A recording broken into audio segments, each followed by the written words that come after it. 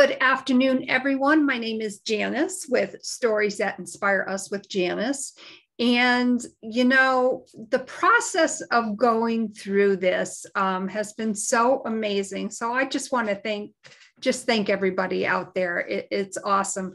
Obviously, you see on today with a special guest, and her story really inspired me in so many different ways. And her positive outlook, overcoming so much only to finally move forward and just spread her story in the hopes of inspiring others, which she truly has. So I'm so excited to welcome today Miss Emily Hart. Emily, welcome to the Stories That Inspire Us with Janice. Welcome to the podcast. Well, thank you so much. What a lovely introduction. First of all, I should have you do all my introductions for everything I do. I am so grateful to be here. Thank you for reaching out and booking me as a guest. I'm pretty excited to be talking to you today. Wonderful. Well, thank you. A lot of times when we're not only a business owner, but you're also an intuitive healer, a product creator. There are so many things that go into that, but I want to back up a little bit because there's always a story behind the story. And I don't want to say that you've overcome something, but you have overcome something very traumatic that happened in your childhood. You learned on so many different levels how to shift your energy. You empowered your own self through your health care, through your own journey, through your authenticity. Like I can go on and on. So if you don't mind, excuse me. And of course you work with essential oils, yep, aromatherapy, and you are a life coach. So a lot of that goes into what you do today. But like I said, I just want to back up just a little bit. Whoops, sorry about that. The apple break. I'm not doing that today. My apologies, Emily. Hey, we're real and we're authentic, and we're just Absolutely. showing our true selves, and this is real life. So if you wouldn't mind sharing a little bit, maybe not so much what happened in your childhood, only as much as you want to share, okay? And sure, how that developed your life. Yeah, so there's certainly been a lot of adversity, and I'm not unique in that concept. But, kind of as a little preface, in 2017, my health just declined dramatically and very quickly. And through that whole healthcare journey, I began to realize that a lot of what my manifestations within my physical health was coming from emotional roots that hadn't been addressed.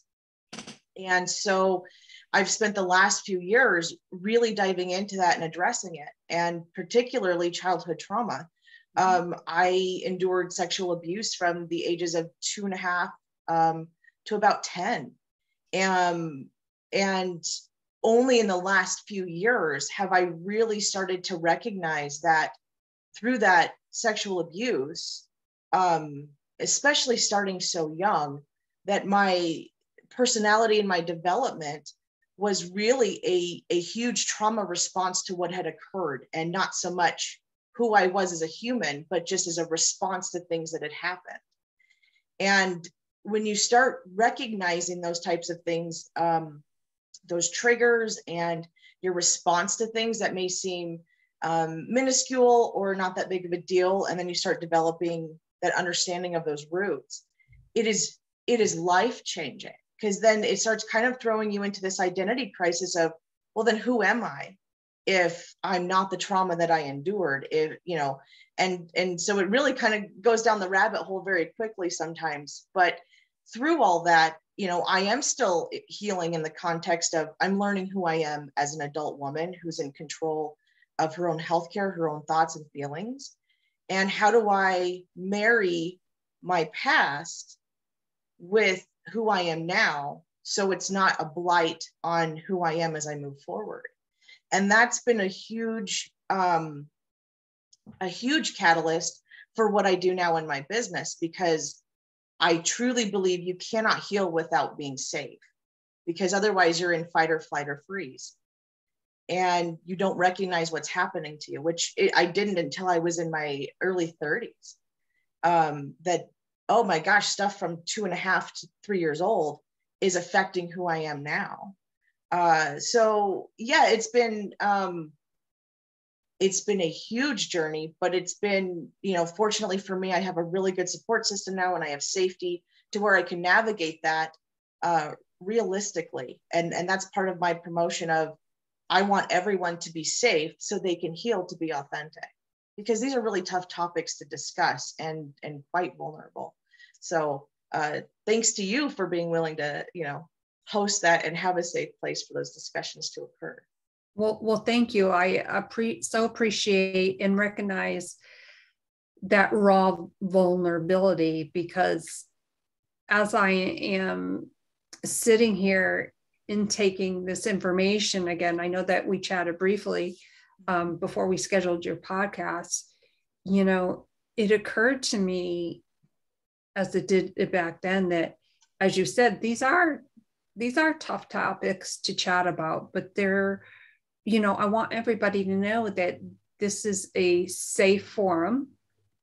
Yes, we are on live on my Facebook page, and there is a reason for that, because somebody will come across this, whether it's on the Facebook page, whether it's in the podcast platform or wherever it may be, and they can just kind of sit back, hopefully relax as they're listening to it, and feel that positive energy that has come out of something that is so traumatic. And when we say traumatic, especially as it relates to sexual abuse at such, oh my gosh, such a young age, I can't even fathom what that has been like for you, growing, from the age of, say, like 10 years old to where you said you are in your 30s. Mm-hmm. The normal things a young girl, a young woman, a young teenager would go through. And as you also said, that you're somewhat still in the healing process, but you're also developing yourself as a young woman, taking control. And I have to feel that there's so much more to that. It's not just about, and please correct me if I'm wrong, it's not about, here I am, this is what happened. And I've talked about, something traumatic that happened in my life in one of the books that I wrote. So I feel that vulnerability, I feel that rawness, but I also feel that there is a sense of pride that you had the ability to say, okay, this is where I was, this stuff has still affected me, but you took action. So I guess what I'm trying to ask, maybe in a roundabout way, when you got to that point where you're like, this is still coming up, why is it coming up? What is the process that you undertook for yourself? And I just want to say, before you answer that question, to everybody out there, if you are going through something like this, please contact your local, I'm sure there's like a support type of line. We are not, I am not a medical professional, so this is by no means therapy or advice. This is just a real life talk with two women. So if you wouldn't mind just, answering that question just a little deeper. Sure. Sometimes when you hit rock bottom and you're like, I just cannot pinpoint what this is and what's happening to me, you kind of start opening, for me at least, I started opening my mind a little bit more and going, we need to look outside the box here. And that desperation for solution overtook my fear of maybe not wanting to delve into things, or maybe going, well, that's off the table. That can't possibly be impacting me. at this stage in my life and going, we're going to turn over every single rock because I need solution here. And so for me, that process was going, okay, and it felt monumental to me, to going, this is bigger than just resolving my health issue. This is a life-changing experience for me. This is me finding myself, or at least,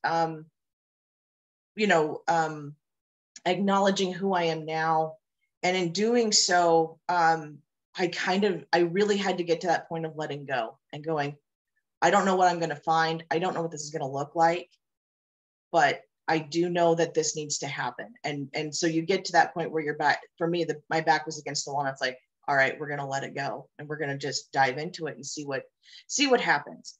And it was terribly scary because, the sexual abuse primarily occurred familially. It was by a paternal cousin. And so having those conversations with my parents of, so this happened, this occurred, and doing so in enough of a safe space, because a part of my concern was, what is this going to do to my family? Sure. And they were aware of it after it had stopped. Later on, when I was a teenager, probably around 15, 16, and just there was visceral reactions naturally, but very different visceral reactions from each of my parents.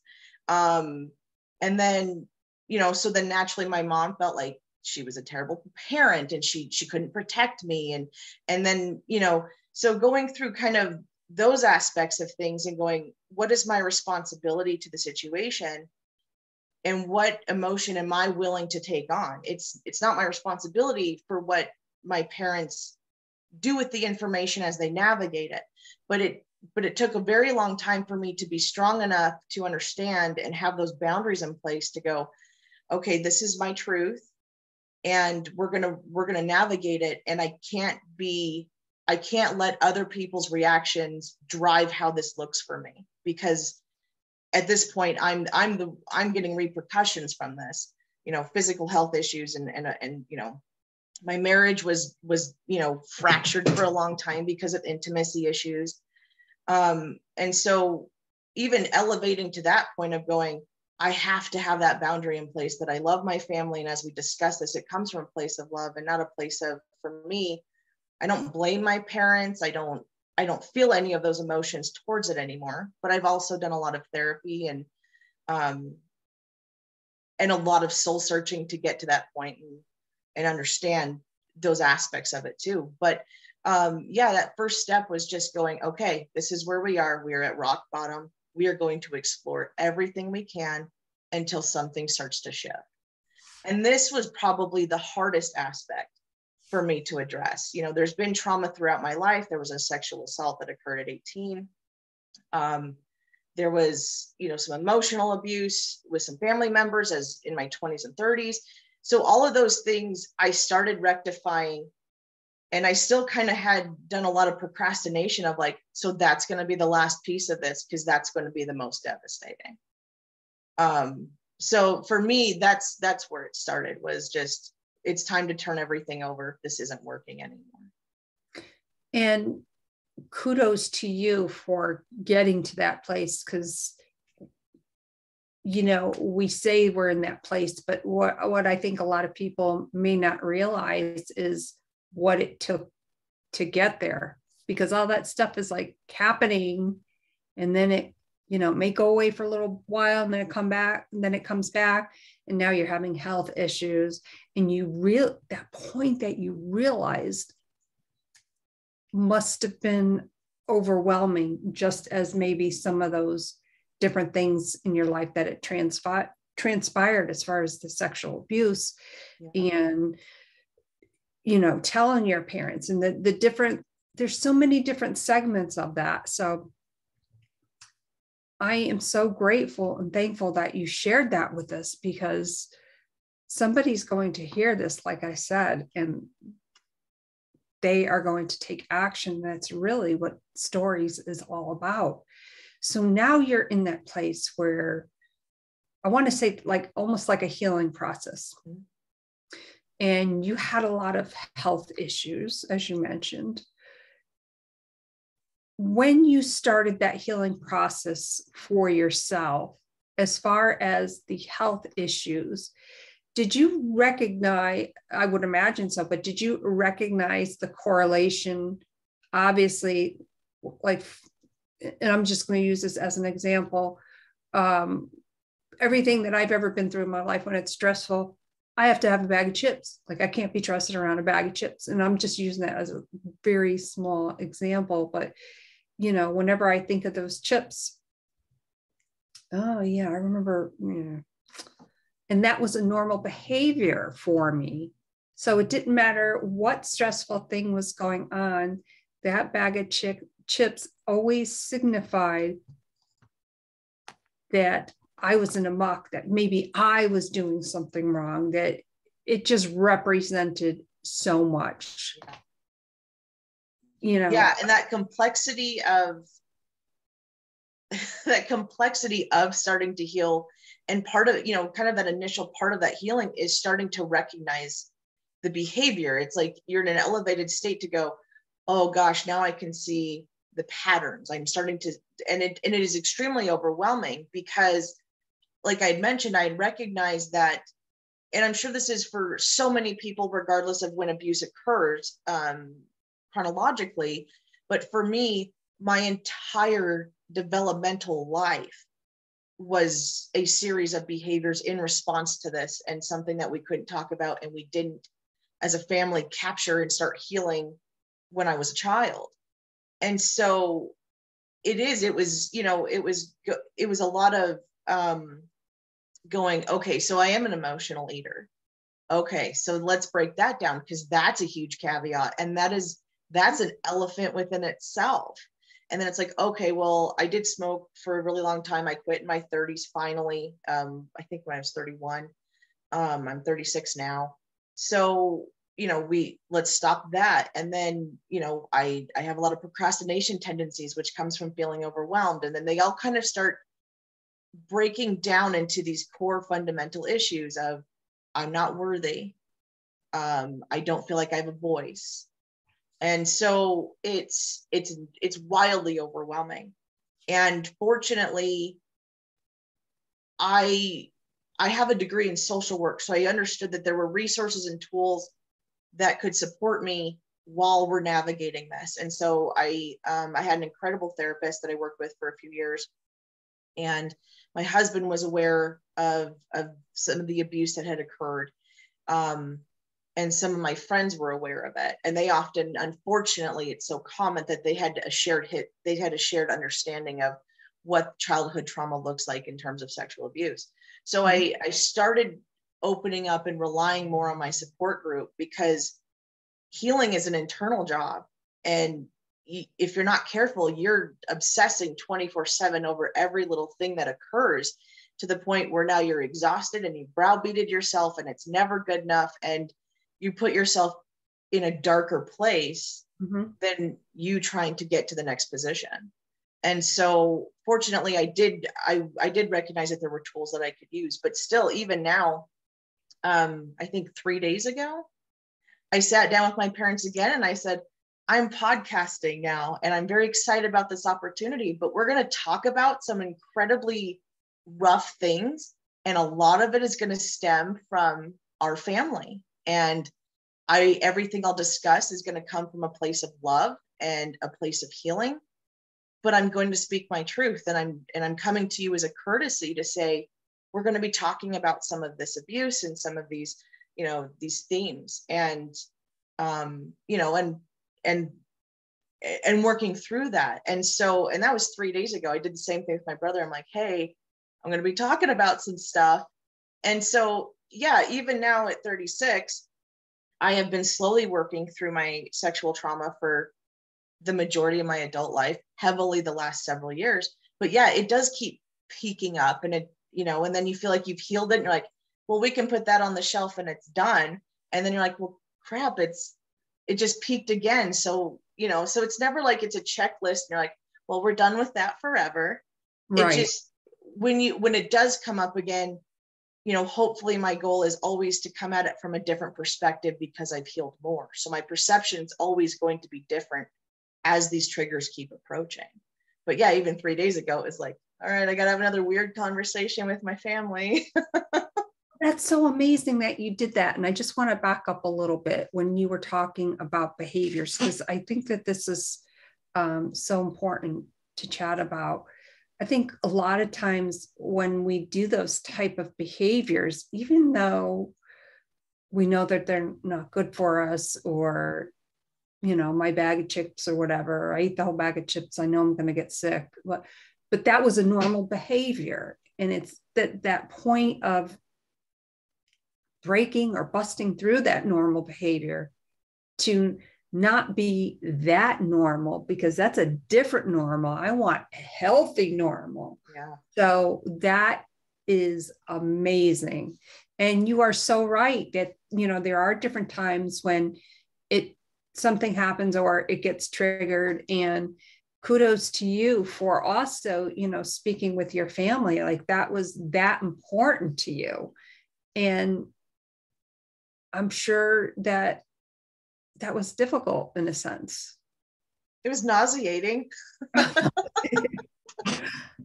it was received well. And, I think when people heal or they go through the healing process, one thing that isn't readily discussed is the concept of what does that mean for the people around you? Because you're not going to be the same person that you entered with. And I think in some ways, as my parents are kind of learning who I am now as an adult, and same with my sibling and my husband, I think they're kind of sitting back and just going like, all right, we're kind of along for the ride with her. And for me, it's me being cognizant of, I understand that who they knew me as is not the person I am now. And that is a vast change. Because, when my husband and I got married, I was a vastly different person. And so was he. But now we're looking at healthy lifestyles and we're looking at healthy changes. And so I guess my commitment to those around me is just, I need to communicate as much as I can, as effectively as I can, but do it in a way that it's more, this is a matter of fact. I'm not asking for permission, but this is what I'm doing. And you can choose to do what you want with the information, but I'm moving forward with this. And that's been kind of a new realization for me. And that must be so empowering. And as you were saying that, to the right of my screen, obviously people can't see this, but I have up on my computer screen your one sheet, or, your, that sheet that you discussion topics. And I immediately, and I've read this quite a few times, obviously, and I'm kind of nerdy like that. I am, but whatever. Yeah, a lot love me, like me, whatever, But if you wouldn't mind if I share something on this. And this is Emily's, what she said, but I want to read it so that you can take in and listen, because I think like it still blows me away. You ready? I am not always comfortable in my skin, but I appreciate the girl I was, the healing woman I am, and the future evolution of the woman I am going to be. Yeah. And I can't believe I got through that, and my eyes are starting to well up as I always read that. That was, and that's only been probably in the last month of, through being a business owner, which in the line of work that I'm in, where I'm trying to be a platform and a support system for other people to be healthy and to envision healing as there's more than one way to heal, and trying to break those stereotypes, it is vital for me to be healthy to do that, so I can be safe for other people. And, it's been such a learning curve, particularly the last year, of going, if I'm going to be out there and if I'm going to ask other people to be vulnerable with me and to be real, then I expect no less of myself. And so, you know, posting that and saying, hey, you know, I'm ready to talk about these topics, you know, that was shattering for me. That took weeks for me to get the courage to go, okay, this is what it is. This is your life. This is who you are. There's a reason. To me, I feel like there's a reason these things have happened, even when they're terrible, even when they shouldn't have happened, but they did. And so I'm like, okay, what can I do? How does that help me connect with other people? Because truthfully, if I can't take those traumatic events, which have shaped who I am this entire life, of being a survivor in the context of I am just surviving, I'm constantly reacting to everything around me, I'm not taking control of my own power, to now going into a thriving state of I'm present, I'm cognizant, and I'm intentional. It's just all been I have to bite the bullet and go, okay, this is who I am. And I just have to own it. And that has been extremely liberating and equally terrifying. And I mean, this is the first podcast I've done discussing the childhood trauma in this context. And it feels liberating. It feels relieving. It also feels very nauseating. You had mentioned that before we got on, and you know, that is so, I think that obviously I don't know you too well, but that is so you, because you not only feel with your heart, you feel with your body, and our bodies react and you feel nauseated, which leads me to my next question about being an intuitive healer, because you are, that word intuitive, you have to feel things that are pleasant, unpleasant. You have to move past them. Sometimes you go forward 5 steps and you might have to go back another 3 steps, but you have to be intuitive about that. And you are an intuitive healer. And for those who may be not aware of what an intuitive healer is, what exactly do you do as an intuitive healer? I know. Right. So as an intuitive healer, it's a form of energy work. And what that means is I am able to connect with higher source. People call it God. People, could call it the universe. It's the same energy source, no matter how you describe it. But I'm able to connect with a higher source in terms of things coming through, messages, communication coming through, to be able to assist other people or myself. And in part, I'm also able to pick up on other people's energy. And so I'm able to communicate in another form that's not verbal. And so there's kind of a heightened awareness with it. It just naturally free flows. But in order to receive it and to give those support to the people that need it, even if that's myself, I have to be incredibly open to do so. If I'm vibrating really low, so if I'm angry or scared, a lot of low vibration is very fear-based, and fear is a very low vibrational frequency. I'm not able to channel or connect because I'm not at that place of elevation. So when I work with my clients, a lot of times they'll come in and I don't ask for any information, and I just let everything come through that spirit wants them to know or needs them to know. And so it's a little different than I would suppose like a mediumship, where it's like, hey, I want to connect with this particular person. Mm-hmm. Sometimes that happens, sometimes it doesn't. I always preface and say I'm an intuitive healer, so whatever higher source needs you to hear, it's going to present to you, even if it's not what you want to hear. And so, yeah, and that's something I've been able to do my entire life. And I remember at 5, I stopped. Like, I cognizantly was like, we're not going to do this anymore, because this is weird. And and weird people don't fit into society. So And it wasn't again until 33 that I was like, again, a huge part of my authenticity was I have this divine ability that's been given to me by the universe or God or spirit, and I'm turning my back on it. And for some reason, this is going to help somebody, and this is going to help me, and this is going to help everybody, you know, whomever. And so, yeah, I shut it down for over 20 years and was like, no, we're not going to do it. We're not going to engage. Wow. Now I have more questions about that if you don't mind. And Sure. some of them, because in that realm, I am not too knowledgeable about. If you're in the grocery store, let's say, and this may be a funny question, I don't know. Like say you're in the produce aisle and maybe somebody's standing next to you and just starts a conversation. Have you ever felt the presence of a higher or somebody trying to come through?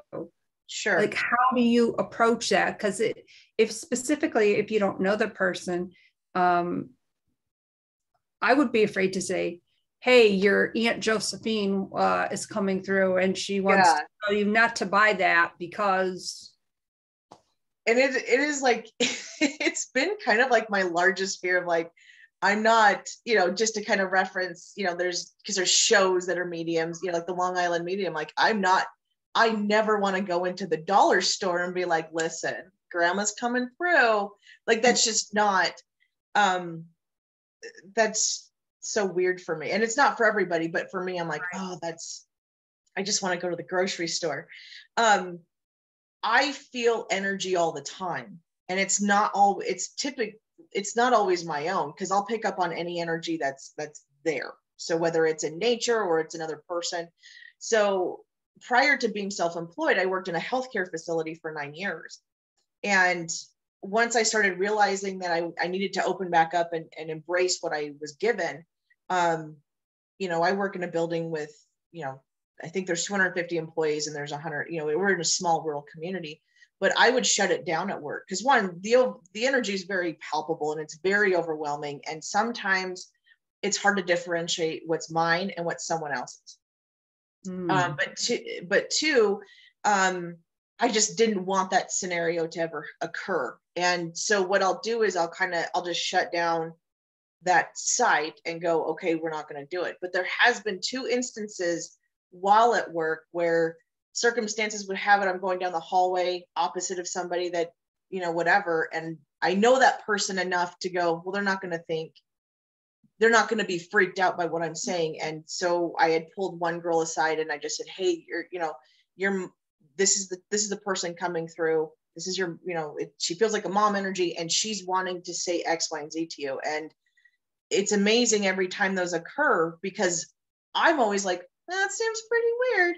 But every time the person receiving the message is going, oh my gosh, I was about to go to that doctor's appointment, I'll make sure I bring that up, or I'll make sure, that's so amazing. I was just thinking of him and I was just praying to him last night, and that gives me validation with something. And so even if I don't understand contextually anything that's coming through, which I don't, because I'm just the messenger, they're still receiving something that's important to them. And so if spirit wants it to come through bad enough, they'll continually sending me images and they'll kind of just consume me until it's like, all right, I will go convey this. Because there's times where I'm like, I'm not going to do that.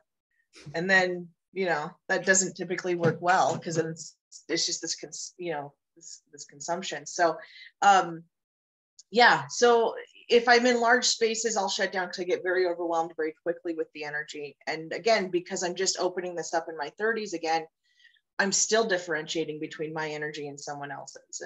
And gotcha. You know, when things are coming through, what does that mean? And so, no, I don't typically do it, you know, publicly, unless, you know, because to me, that's something so intimate that unless it's pushing through that they need to hear it now, I will find another way to communicate it. Well, that's good, because I think I personally, unless maybe if somebody approached me, Hey, I have a message, but I'm not sure you want to hear it. I mean, I don't even know if I would, especially if I didn't know the person. So thank you for sharing that, because I think that's really very intuitive. It's very informative to know that. I want to talk about you being a product creator and how that relates to what you do. And I'm kind of getting excited about that because obviously I know that you have your aromatherapy certification and how all of that works into your work. Sure. So part of, every aspect of my life has led to the creation of Indigo Thrive, which is my business. And July 1 will mark my 1 year of exiting corporate and Wow. focusing full time on this because I believe so much in it that I'm like, this needs to be where all my energy goes.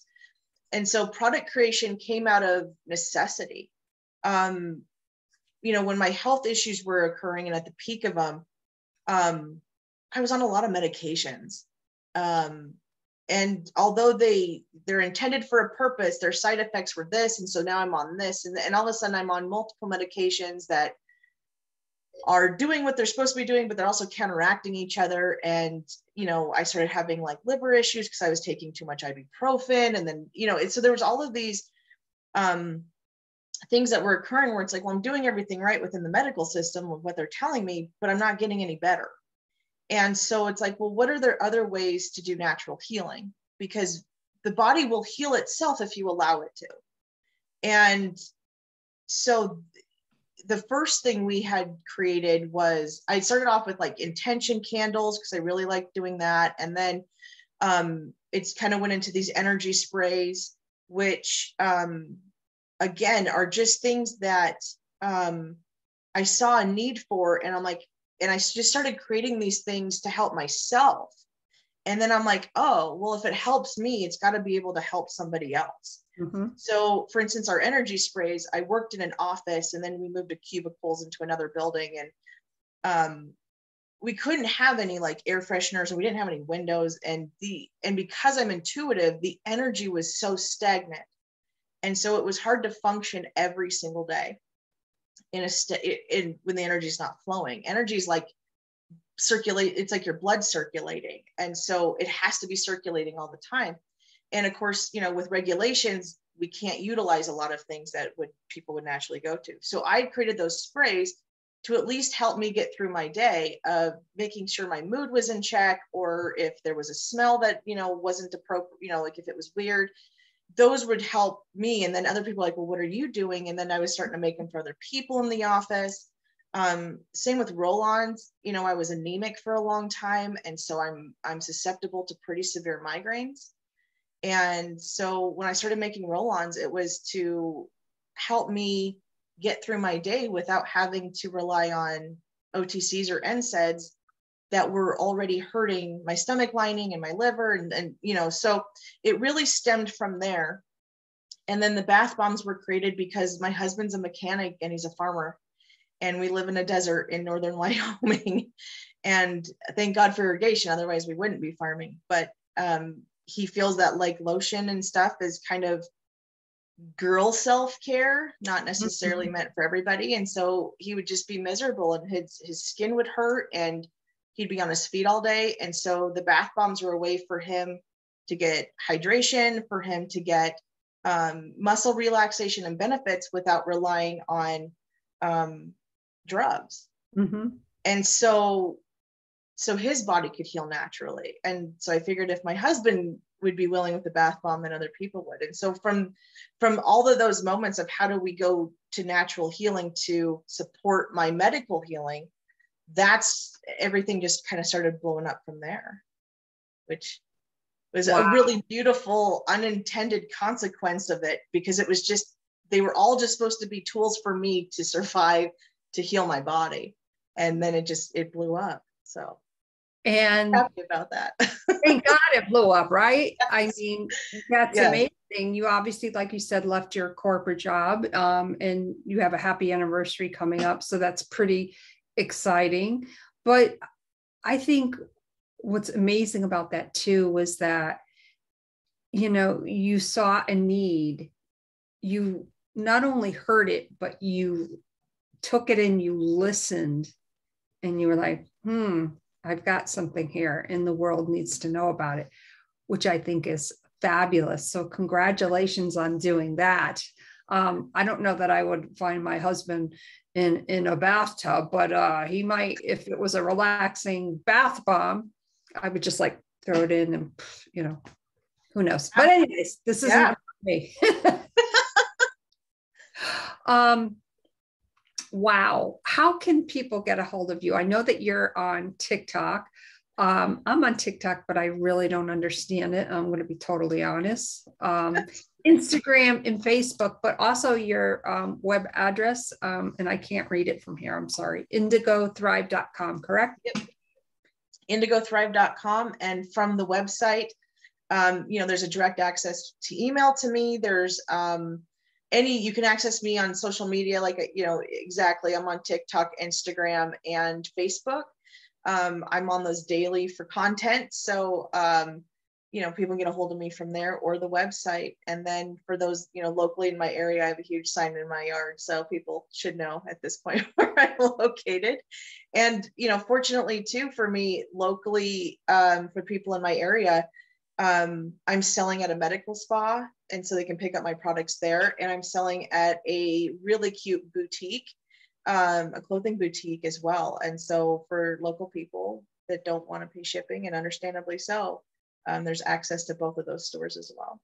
Wow, that is amazing that your product is kind of scattering throughout not only Wyoming, but who knows where else. And I love the fact that you shared with our audience, the viewers and the listeners, that there is more than one way to heal. Yes, medications are great, and we're not dishing them by any means. But if you are in that place where you can heal without being on medication, I mean, how good is that, right?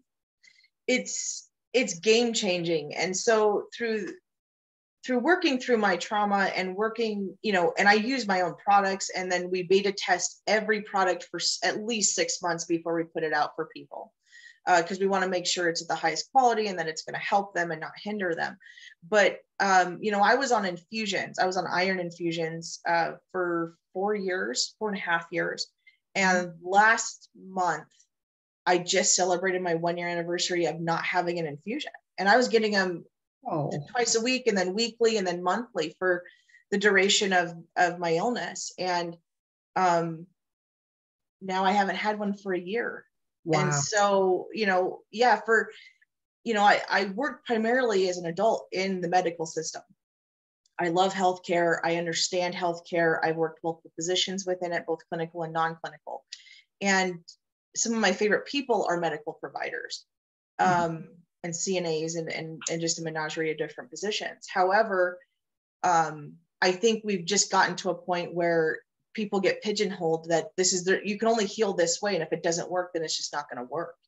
And that's where they were with me. And I took the route of, no, we're going to have to heal, because I don't want to, the alternative wasn't very cool. So I wasn't going to do it.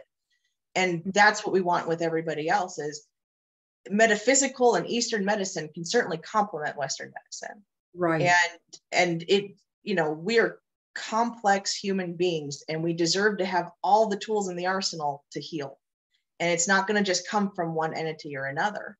So we shouldn't limit ourselves in that, because I'm living proof of when you just bring it all together, you can change your circumstance, and everyone deserves to be healthy, happy, and authentic. So I love that. That is wonderful. And I love how you made that connection with Eastern and Western medicine and the healing process.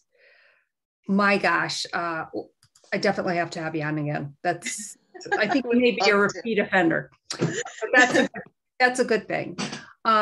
Folks, Emily shared some really sensitive information today, but in a way that will enlighten you, will encourage you, will inspire you to take action in your own life. And really, that's what Stories is all about. It's about coming together in a safe environment, in a safe place, talking about sensitive subjects, talking about different healing processes and what that means for the body, mind, and soul.